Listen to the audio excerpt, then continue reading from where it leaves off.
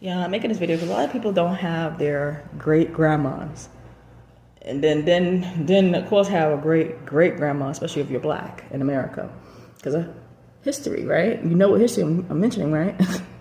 People sleep on the fact that black people really didn't have a lot of elders coming up. A lot of us did not have elders to pass on wisdom and whatnot. But I had my great grandmother for a time, who was born before 1920. I don't know who my great grandmother's parents were. Never saw a picture. Don't know if her daughter, which is my mother's mother, don't know if my grandmother, who's still breathing, I don't know if she even seen her mother's. I don't know if my mother's mother ever saw a picture of her mother's parents because of history in America. So I know the things my great grandmother went through, right? So I'm not gonna get into that. But I do know when I was a small elementary age student, child, she would always tell me about how if you have an infant, a child, you need to massage the legs.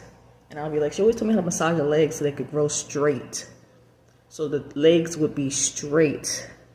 And her herself walked like this, with like, you understand, her knees went out. She walked. You understand? Her legs weren't straight. And I thought now, as an adult, I've been thinking like, did she always tell me that as I was small so that no one else would be born like that so we can do something about it? You understand? Because no one did anything about it for her, but she learned and took care of children that she knew. We know now, you get physical therapy.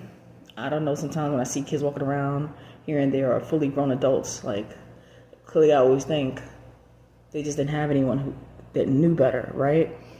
Because when the child is still growing, an infant, and you see that the bones are bow-legged, for the legs, for example, you just massage like as if they're straight. You go up and down the leg of the bone as they're infant into toddler, and then it works on out. My son had physical therapy because he would have looked and walked around like his great-great-grandmother. And I always tell him that. You would have looked just like your great-great-grandmother. My mother's mother's mother. Had I not remember what she said and got him physical therapy. But physical therapist did exactly what my great-grandma told me I should do to a little baby.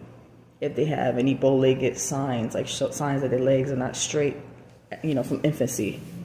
A lot of us got some information from an elder and just disregarded it, but I never disregarded anything she told me, and I always thought she was telling me because she looked at herself and thought, I wish someone did this for me.